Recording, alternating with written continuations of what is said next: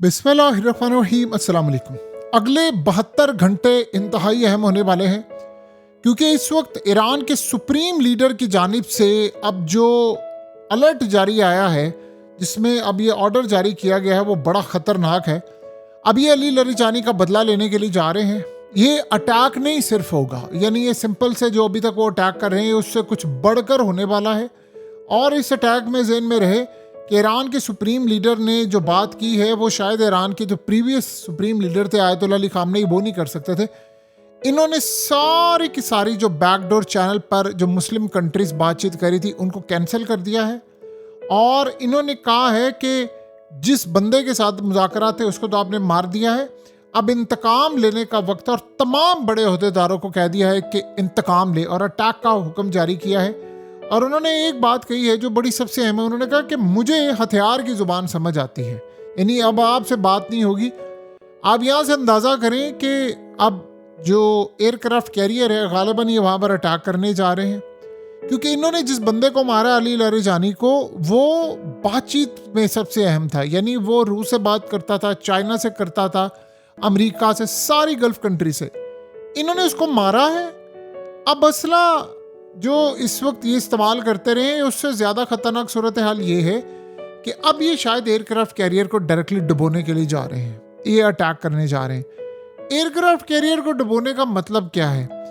ये अब असल में एयरक्राफ्ट कैरियर को डुबोने से पहले आप ये ज़हन में रखिएगा, आम तौर पर एयरक्राफ्ट कैरियर को चंद महीनों के लिए यानी वो लेकर आते हैं समंदरों में। इस जंग से पहले तकरीबन 1 साल हो गया था। 1 साल ये एयरक्राफ्ट कैरियर पर जो अमला था वो 1 साल से यहाँ पर था। अब सोचिए 1 साल पर आप जहनी तौर पर पागल हो जाते हैं, आपका दिमाग काम नहीं करता। अब इनको कहा गया है कि आप मई तक, एक तो अभी ये मार्च चल रहा है ना, मई तक आपको छुट्टियां नहीं है और आप घर नहीं जा सकते। वहाँ इंटरनेट पर इस्तेमाल यानी नहीं होता, आम रूटीन में इस्तेमाल करने पर पाबंदी होती है, बहुत लिमिटेड होता है।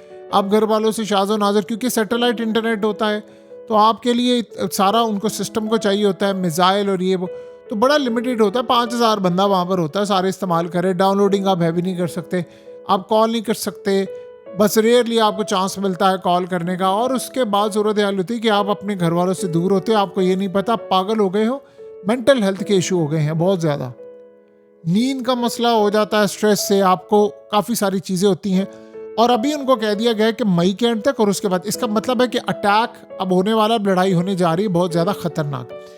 अब असल में ईरान के सुप्रीम लीडर ने जो ऑर्डर जारी किया उनको एक बात पता है। अब ये अमेरिका जो प्लान करने जा रहा है अगले 72 घंटों के बाद, उसका प्लान है, जंग तो बंद नहीं हो रही, लीडरों को मारे। आफ्टर ऑल जाहिर सी बात है, मुसाद का नेटवर्क तो है बड़ा स्ट्रॉन्ग, फौज के अंदर है।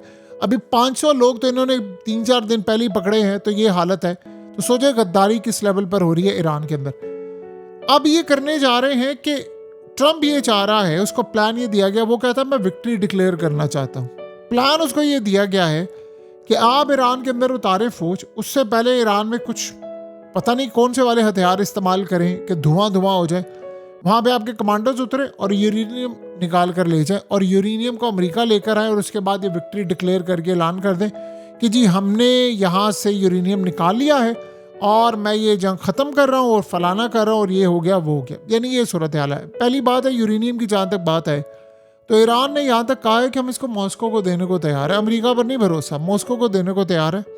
और पुतिन ने जब ट्रम्प से बातचीत की थी उसमें भी पुतिन ने ये बात की थी, तो ट्रम्प ने उस वक्त इनकार कर दिया था। पहली बात तो आप ये अच्छी तरह समझ लें कि ये मामला हुआ। अब जो अगली सूरत हाल है वो जाहिर सी बात है इससे भी ज़्यादा ख़तरनाक है। और वो मामला ये है कि ईरान इस वक्त ये चीज़ जो फेस कर रहा है, जो देख रहा है, जो हालात उसके सामने आ रहे हैं, उसमें ये अटैक करने के लिए जा रहे हैं बड़ा ख़तरनाक। इन्होंने क्या अटैक करना है? ये एयरक्राफ्ट कैरियर उड़ाने वाले हैं।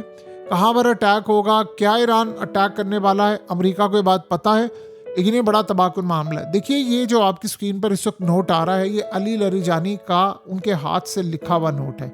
जाहिर सी बात है पूरे ईरान के अंदर इसने बड़ी तकलीफ मचाई है, और उनके मरने के बाद ये नोट आया है, इनके हाथ से लिखा गया असल में एक खत है जो ट्वीट उन्होंने कर दिया है। उन्होंने कहा है कि शायद हम दुनिया में कोई बड़ा काम अंजाम ना दे सके और ज़िंदगी में कोई काबिल कदर चीज़ भी हासिल ना कर सके। हमने ज़माने में काम किया है, अल्लाह के नाम पर हमारी ज़िंदगी मेहनत और कोशिश में गुजरी है जो हो सका। हमारी ख्वाहिश ये है कि इसी राह में परवरदिगार का साया लुत्फ हम पर कायम रहे। ये उनके आखिरी अल्फाज थे। अब इसका इंतकाम वो लेने के लिए जा रहे हैं। देखिए, ईरान की सुप्रीम लीडर को एक बात बड़ी अच्छी तरह पता है कि मैं अगर मारा गया तो पता नहीं बाद में कौन आएगा, कोई अमेरिका का बंदा ना आ जाए या फलाना ना हो जाए।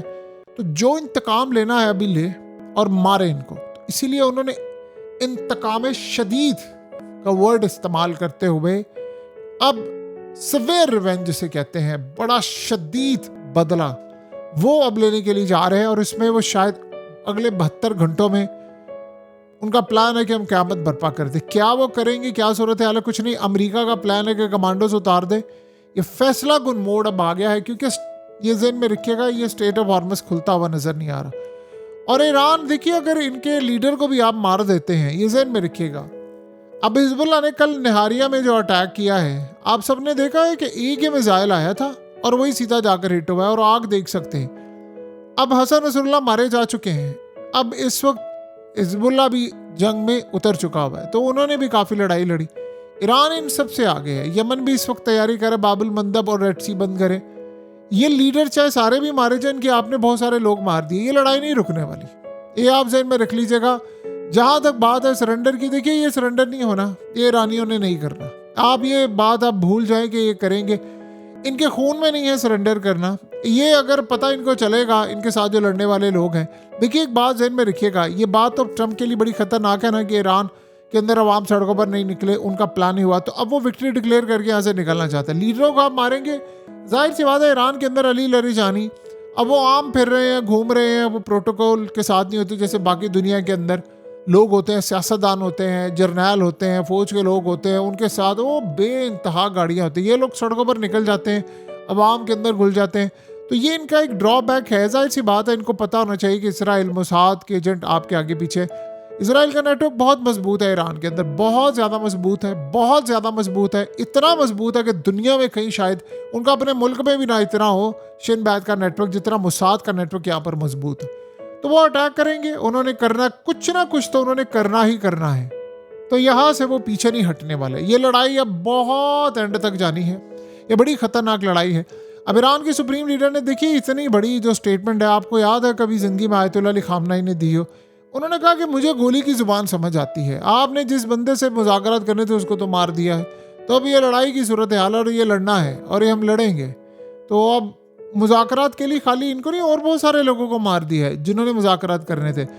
और इस वक्त फ़ौज के अंदर और नेवी के अंदर और जो कमांडोज हैं उनके अंदर एक इतना गुस्सा पाया जा रहा है कि अगर प्रेसिडेंट से लेकर कोई भी फॉरेन मिनिस्टर कोई ये भी बात करता ना कि हमने मुज़ाकरात करने या हमने अमेरिका के सामने कुछ शराइत रखनी, तो वो उसको यानी आप समझ लें बेड़ा गर्क उसका कर दे। इस वक्त उनको इतनी तप चढ़ी हुई है इन सब पर कि कोई गलती से बोले भी ना ये बात को कि जी हमने फलाना काम करना है, हमने टिमकाना काम करना है, जो भी इस रास्ते में आया ना हम उसको छोड़ेंगे नहीं। किसी गलत फहमी में ना रहना कि तुम ये काम करोगे। बहरहाल अब इस सारी सूरत हाल के अंदर आप देखें क्या मामला होता है, क्या सूरत हाल होती है। लेकिन एक बात तय है कि लड़ाई बड़ी खतरनाक है, ये बड़ी खतरनाक होने वाली है। उसमें अमेरिका का भी अब नुकसान है, अब आर पार वाली सूरत हाल है। आप दूसरी तरफ कहते हैं जी वो ईरान फलाना करें, ये करे वो करे, अभी उन्होंने बहुत कुछ इस्तेमाल करे, उन्होंने बड़ी कुर्बानियाँ दे दी हैं, बड़े उनके लोग मारे गए। अब देखना ये है कि अगले 72 घंटों के अंदर होने क्या लगा है, किस तरह का अटैक होगा, क्या सूरत हाल होगी, कितने लोग इसमें मारे जाते हैं, अमेरिका को कहाँ पर टारगेट किया जाता है। ये सारी सूरत हाल आपको अगले 72 घंटों में क्लियर होती हुई नजर आएगी। और इस वक्त सबसे बड़ा मसला ये है कि लीडर्स कम होते जा रहे हैं ईरान के अंदर, ये एक बहुत बड़ा ड्रॉबैक है।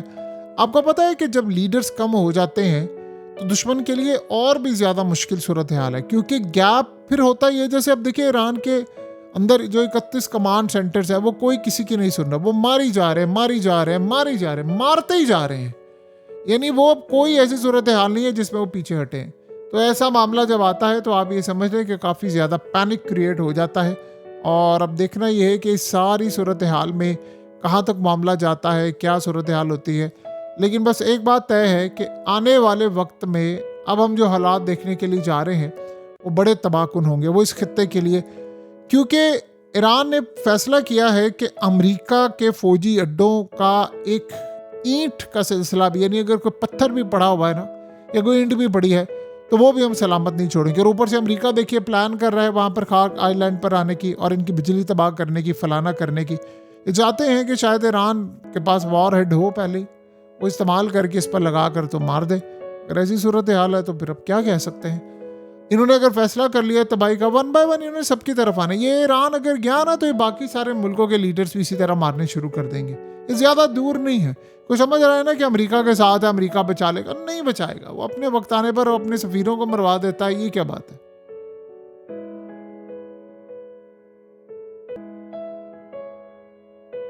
हकीकत टीवी को सब्सक्राइब करना मत भूलें, वीडियो को लाइक करें, शेयर करें और कमेंट सेक्शन में अपनी राय का इजहार ज़रूर करें।